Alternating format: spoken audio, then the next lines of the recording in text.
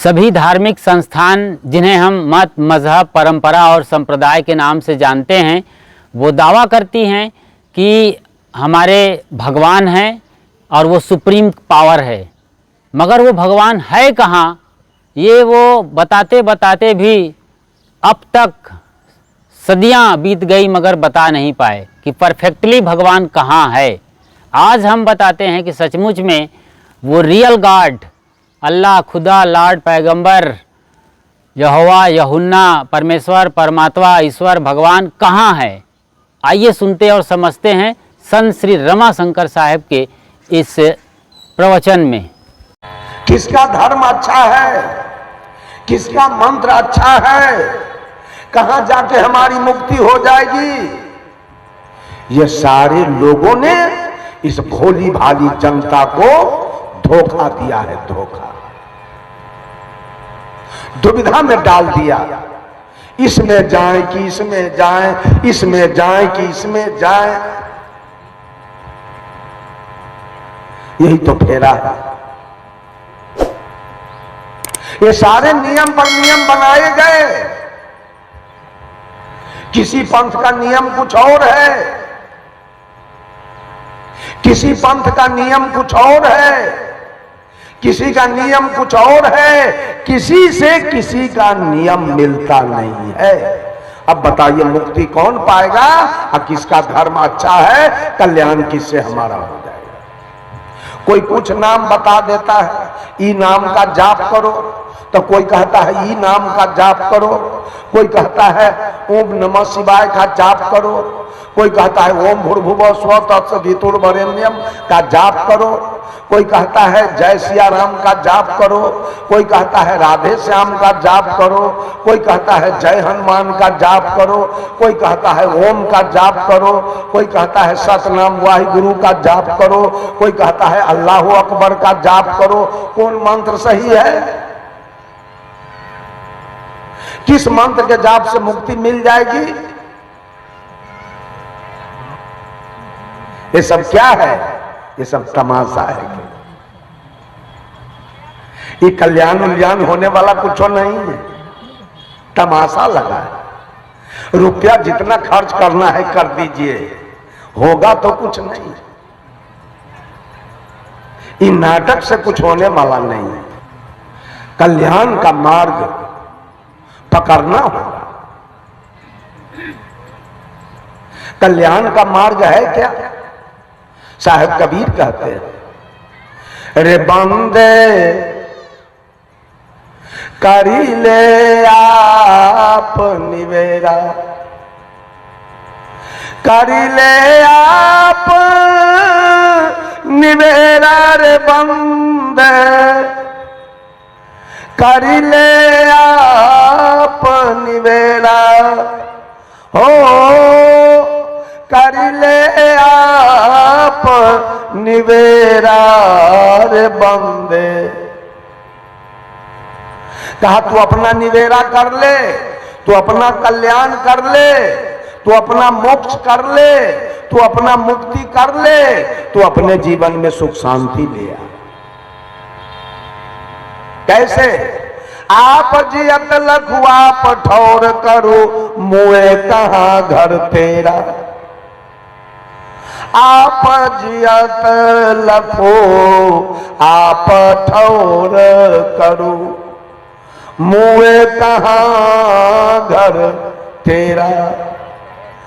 यही अवसर नहीं चेतहु प्राणी। ये मानव शरीर, ये अवसर है, मौका।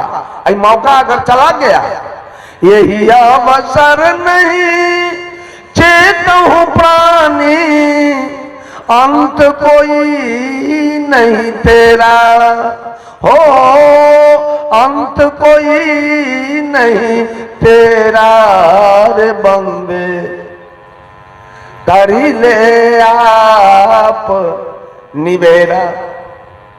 आप जेल में पड़े हैं, अगर कहीं बेल हो गया तो जेल से निवेरा हो गए। बहुत दिन से बीमार हैं, ठीक हो गए, हॉस्पिटल से छुट्टी मिल गई, निवेरा हो गया। इसका नाम है निवेरा। ये मानव शरीर जो हमको मिला है, इससे निवेरा पाना है। इसमें बहुत दुख है। इस हार चाम के शरीर में बहुत दुख से भरा हुआ शरीर है। ये जीव बेचारा दुख काट रहा है इस शरीर पाने के बाद। इससे निवेरा कैसे होगा? इसमें 3 दुख है, आदि, व्याधि, उपाधि, दैहिक, दैविक, भौतिक। अभी देख लीजिए, एक पहला है दैविक दुख, जिसे हम प्रकृति कहते हैं। धान रोपने के समय बारिश नहीं हुई, आज काटने के समय में क्या नतीजा प्रकृति कर रही है। लोग सुखी हैं कि दुखी? इस शरीर से आप सुखी हैं कि दुखी? ये सत्संग का इतना बड़ा पंडाल, जिस समय बारिश होने लगी, हम रतन जी विचार कर रहे थे, बड़ा जुल्म हो रहा है। बेचारा इतना खर्च किया है, पंडाल लगाया, अब बारिश हो रही है, क्या होगा न होगा ठिकाना नहीं। कितना दुख की बात है। अभी महिला सब पानी पोंछ रही थी, बाल्टी में ले ले। कभी भूकंप आ जाए, कभी ठनका गिर जाए, कभी पत्थर गिर जाए, कभी बिजली गिर जाए, कभी जोरों की तूफान आ जाए, कभी बाढ़ आ जाए, कभी अगलगी हो जाए, कभी पूस की शीतलहरी आ जाए, कभी जेठ की दोपहरी आ जाए, कभी भादों का अंधरिया रात आ जाए। ये प्रकृति के तरफ से, जब से मां के गर्भ से बाहर हम लोग आए, ये प्रकृति हमें दुख दे रही है और हम इसको सह रहे हैं।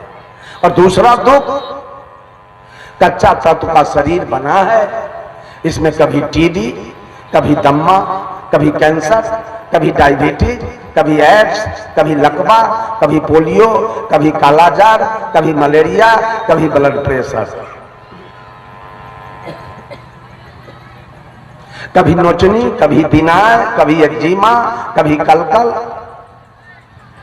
कभी माथा में दर्द, कभी पेट में दर्द, कभी कान में दर्द, कभी दांत में दर्द, कभी हाथ टूट गया, कभी पैर टूट गया, कभी रेल से कट गए, कभी बस से चिपा गए, कभी पानी में डूब के मर गए, कभी पेड़ से गिर के मर गए, कभी करंट लग गया, कभी सांप काट लिया, कभी बिच्छा काट लिया, कभी कुत्ता काट लिया, कभी भर रात उरीस न सोने दिया, कभी भर रात मच्छर नहीं सोने दिया। ये कितना दुख है। दूसरा दुख है। और तीसरा दुख है, घर घर में सास पुतोह में झगड़ा, ननद भाभी में झगड़ा, देवरानी जेठानी में झगड़ा, देवर भाभी में झगड़ा, भाभो भैंसुर में झगड़ा, पति पत्नी में झगड़ा, बाप बेटा में झगड़ा, चचा भतीजा में झगड़ा, दादा पोता में झगड़ा, भाई भाई में झगड़ा, साला बहनोई में झगड़ा, ससुर दामाद में झगड़ा, जात जात में झगड़ा, जात पर जात में झगड़ा, गोतिया देहात में झगड़ा, पट्टी पटीदार में झगड़ा, हिंदू मुसलमान में झगड़ा, हिंदुस्तान पाकिस्तान में झगड़ा, लालटेन छापा फूल छाप में झगड़ा।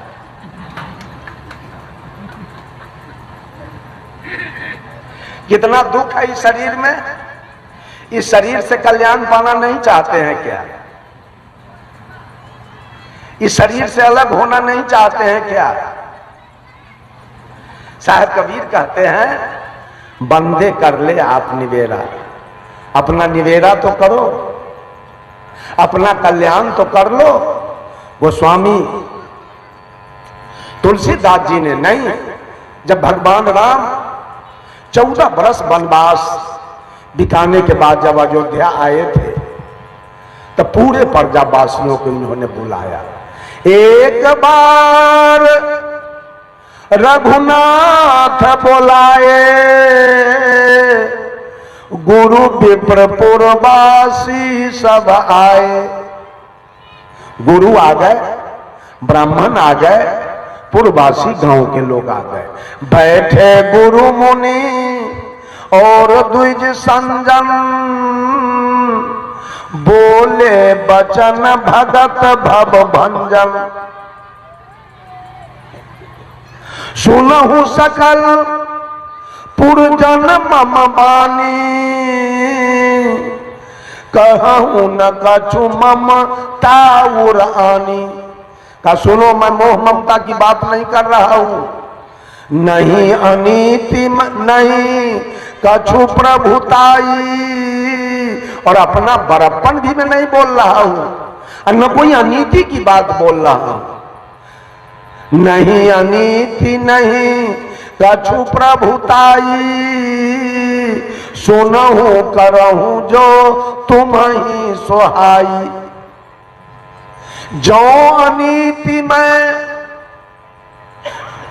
सारे लोगों को आश्वस्त कर रहे हैं भगवान राम, जो अनीति में भाषो भाई, तो मोहि बर जाऊं भय बिसराई। अगर मैं अनीति की बात बोलता हूं तो सारे भय को छोड़कर मुझे भी आके रोक देना, आप चुप हो जाइए, गलत बोल रहे हैं। इतना शक्ति जनता को दे रहे हैं राम। और तब कहते हैं बड़ा भाग्य मनुष्य तन पावा, सुर दुर्लभ सद ग्रंथ ही गावा। साधन धाम मोक्ष कर द्वारा, पाई न जही पर लोक सम्हारा। सो परत्र दुख पावही, सिर धुनी धुनी पछतावही। काल ही कर्म ही ईश्वर ही, मिथ्या दोष लगावही। जो मानव शरीर पकड़कर अपना कल्याण नहीं कर लिया, अपना मोक्ष नहीं कर लिया, ये दुख से नहीं हट गया, तो अगले जन्म में वो माथा पटकेगा। जब दुख मिलेगा तो माथा पटकेगा। सो परत्र दुख पावही, सिर धुनी धुनी पछतावही। क्या बिगाड़ा मैंने भगवान को, मेरा जवान बेटा मर गया। क्या बिगाड़ा मैंने भगवान को, मेरी भैंस मर गई, मेरी गाय मर गई, मेरी पत्नी मर गई। ये सिर पटक पटक के रोना पड़ेगा आपको, क्योंकि आपने मानव जोनी में अपना कल्याण नहीं किया है। सो परत्र दुख पावही, सिर धुनी धुनी पछतावही। काल ही कर्म ही ईश्वर ही, मिथ्या दोष। लोग पूछेगा क्या हाल है, तो भगवान ने हमरा पर बिगड़ल, दैवे बिगड़ल। भगवान का मुरई उखाड़ लिए जहां पर बिगड़ गया है। भगवान का आप गेहूं काट लिए हैं, भगवान को आप गाली दिए हैं जो आप पर बिगड़ गया, जो आपके बेटा को मार दिया है वो। ये सब गलत बात है।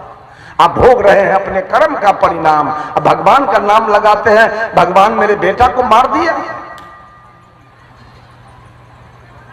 बंधुओं, सब लोग अपना अपना कल्याण करें, सब लोग अपना अपना मोक्ष और मुक्ति का मार्ग ढूंढें। ये दुनिया यूं ही पड़ा रहेगा। राम आए, कृष्ण आए, बुद्ध महावीर आए, सदगुरु कबीर आए, अनुसुईया आई, मीरा आई, सेवरी आई। यही सूरज था उस समय, यही चंद्रमा था, यही तारा, यही धरती, यही आसमान, यही हवा, यही पानी, यही आग। आज तक ये दृश्य पड़ा हुआ है। दृष्टा किधर गए? दृश्य पड़ा हुआ है, वही सूरज है, वही चंद्रमा है, वही तारा है। राम किधर गए? कृष्ण किधर गए? बुद्ध किधर गए? महावीर किधर गए? कबीर किधर गए? अनुसुईया किधर गई? नर्मदा किधर गई? मीरा किधर गई? सेवरी किधर गई? दृश्य पड़ा रहेगा। जो दिखाई दे रही है नजर से वो दृश्य है, दृश्य पड़ा रहेगा, और जो देख रहा है वो दृष्टा है, दृष्टा नहीं रहेगा। दृष्टा को जाना है, दृश्य पड़ा रहेगा, दृष्टा आएगा और जाएगा। फिर आप इतना चिंता क्यों करते हैं कि महल नहीं बना पाए, प्लॉट नहीं बैठा पाए? सारे प्लॉट बैठाने वाले गए, और सारे महल बनाने वाले गए। अगर अपना कल्याण नहीं किया तो महल यहीं रहेगा, प्लॉट यहीं रहेगा, आपकी क्या दुर्गति होगी। पूज गुरुदेव की जब शोभा यात्रा निकली तो गुरुदेव के गाया हुआ भजन चल रहा था। क्या गा रहे थे गुरुदेव? वह राह अकेले कटती है, वहां न कोई साथ चले। वह राह अकेले कटती है, वहां न कोई साथ चले। उस पार न जाने क्या पाए, इस पार का सब कुछ हार चले।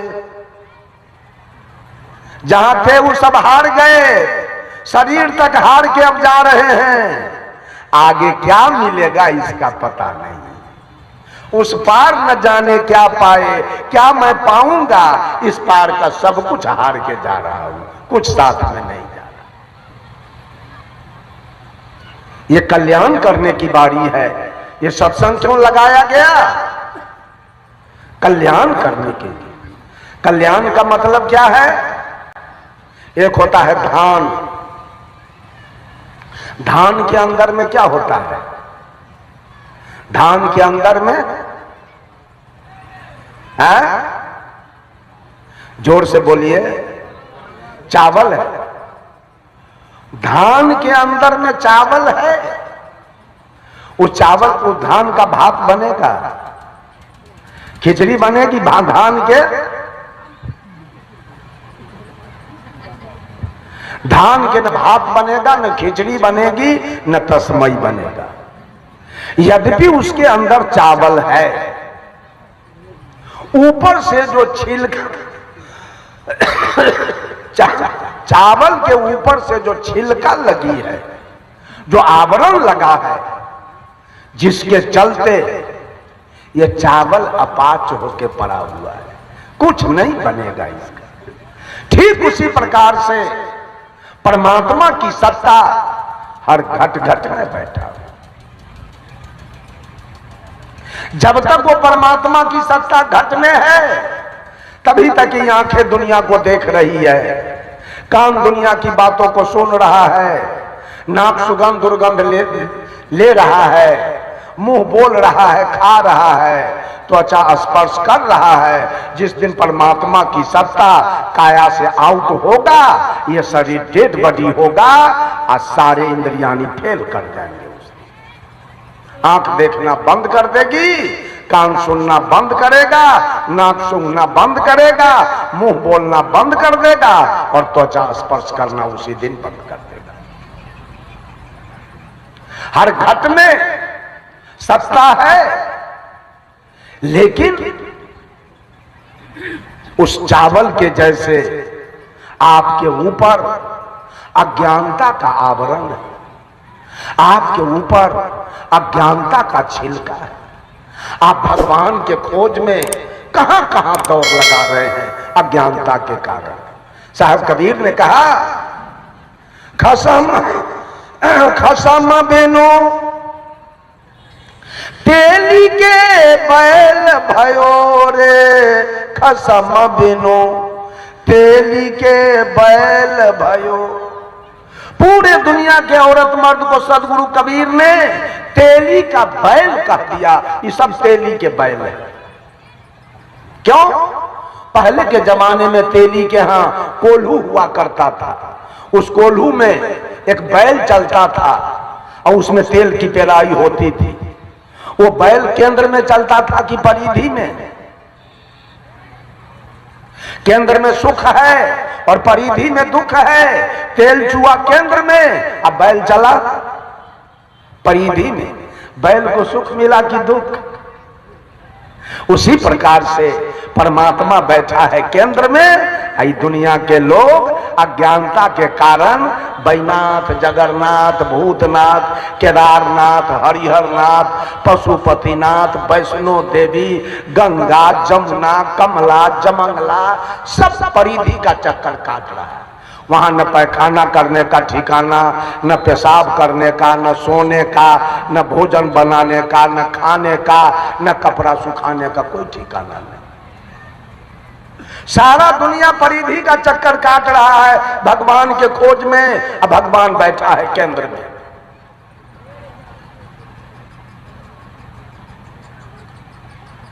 बंधुओं, कैसे हमारा कल्याण होगा? परमात्मा बैठा है केंद्र में, खोज रहे हैं और अज्ञानता के कारण मांस, मछली, ताड़ी, दारू, गांजा, भांग, बीड़ी, सिगरेट, पान, सुपारी, शिखर, पराग, जर्दा, किमाम, चाय, चोरी, दलाली, बेईमानी, घुसखोरी, हत्या, बलात्कार, ये सब अज्ञानता के आवरण। जैसे चावल के ऊपर छिलका लगी है, वैसे आपके ऊपर अज्ञानता का छिलका लगा हुआ है। इसलिए सारे कुकर्म आप कर रहे हैं। जैसे छिलका के कारण वो चावल अपाच होके बैठा है, वैसे अज्ञानता के छिलका के कारण आप लोगों का भी जीवन अपाच हो चुका है।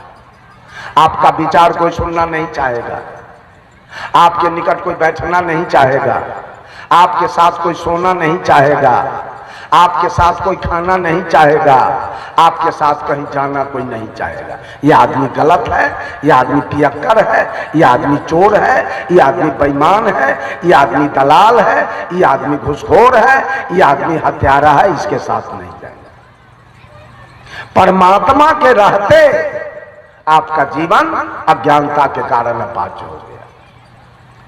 माता बहन लोग, अब तो मशीन में कुटाता है, माता बहन लोग उखरी में धान रख के अब मूसर से कूट देती है, उसका छिलका अलग हो गया और चावल अलग हो गया। अब तो भात बनेगा, चावल अलग हो गया, छिलका अलग हो गया, अब तो भात बनेगा, खिचड़ी बनेगी, तस्मई बनेगा। अब ये चावल सुपाच्य हो गया। ये मां बहन इस धान को कूट करके और चावल को सुपाच्य बना दिया, छिलका अलग कर दिया। वैसे सद्गुरु अज्ञानी जीव को अपने सानिध्य में लेकर ज्ञान रूपी ओखरी और विवेक रूपी मूसर से कूटकर इसके अज्ञानता रूपी छिलका को अलग कर देते हैं, इसका जीवन सुपाच्य बना देते।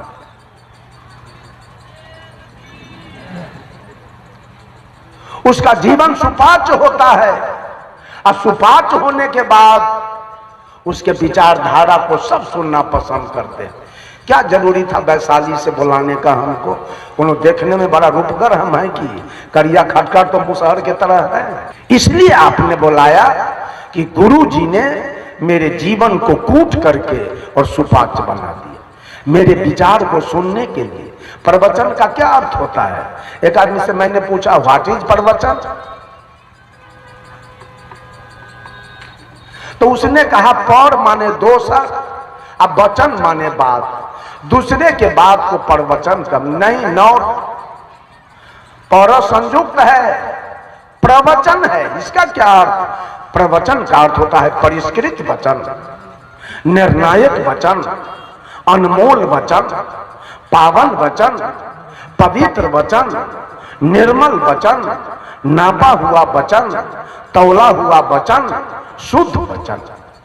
ऐसे तो सब लोग बोलते हैं, लेकिन माइक पर बोलने के लिए बड़ा होश संभाल के बोलना पड़ता है। यहां गड़बड़ नहीं आप बोल सकते हैं। इतना दूर से आपने क्यों बुलाया? ये सारे वक्ता को आप गायक को इतना दूर से क्यों बुलाया? क्या इस गांव में आदमी नहीं था? था, लेकिन आपने सुपाच्य लोगों को चुन चुन करके बुलाया। इनके विचार को सुनना है। क्यों? गुरु जी ने इनको कूट करके और इनके विचार को सुपाच्य बना दिया, इनके आहार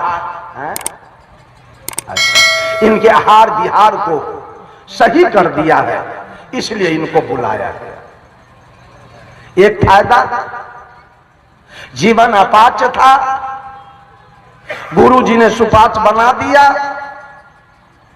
दूसरा फायदा, धान का रेट ज्यादा होता है कि चावल के? चावल का रेट ज्यादा होता है। देखिए जो लोग चावल बन गए उनका रेट बढ़ गया। देखिए मंच पर बैठे हैं आप लोग, तिरपाल पर बैठिए। अभी धान बन के जी रहे हैं, तिरपाल पर बैठना होगा। जिस दिन आप भी चावल हो जाइएगा तो मंच आपको, रेट आपका बढ़ जाएगा। दो फायदा। और तीसरा फायदा, धान और चावल दोनों को खेत में छींट के चौकी मार दीजिए, जन्मेगा कौन? तो धान बन के जी रहे तो जन्मते मरते रहिए। चावल जिस दिन बन जाएंगे, जन्मना मरना छूट जाएगा। इसका नाम मुक्ति है, इसका नाम मोक्ष है। यदि आपने अपने बुद्धि, विवेक और विचार का इस्तेमाल किया होगा, या कहें अपनी अंतरात्मा की आवाज़ से सुना होगा, समझा होगा, तो आपको मालूम पड़ गया कि सचमुच में भगवान कहाँ है। जो आपके भीतर बोल रहा है, जो आपके भीतर सुन रहा है, समझ रहा है, जो सोर्स ऑफ एनर्जी है, एक्चुअल में, रियल में वही भगवान है। उसी को अलग अलग नामों से दुनिया सदियों से ढूंढ रही है। मुझको कहाँ ढूंढे रे बंदे, मैं तो तेरे पास में।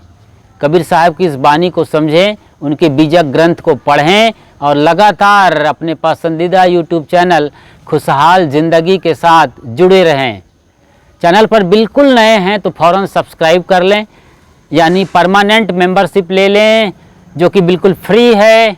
वीडियो बेहतरीन है, ज़रूर लाइक करिए और ज़्यादा से ज़्यादा शेयर करिए, ताकि जो लोग अंध मान्यता, भ्रम और अंधविश्वास में पड़े हुए हैं उनकी चेतना जागृत हो और वो बाहर ढूंढने के बजाय भीतर ढूंढे, स्वयं से मुलाकात करें। और कुछ बात जो समझ में नहीं आई या आप चाहते हैं तो बात और जज्बात विस्तार से नीचे कमेंट बॉक्स में लिखें, हम ज़रूर जवाब देंगे। एक नई वीडियो लेकर आएंगे, तब तक प्रतीक्षा करिए। शुक्रिया, साधुवाद और साहेब बंदगी।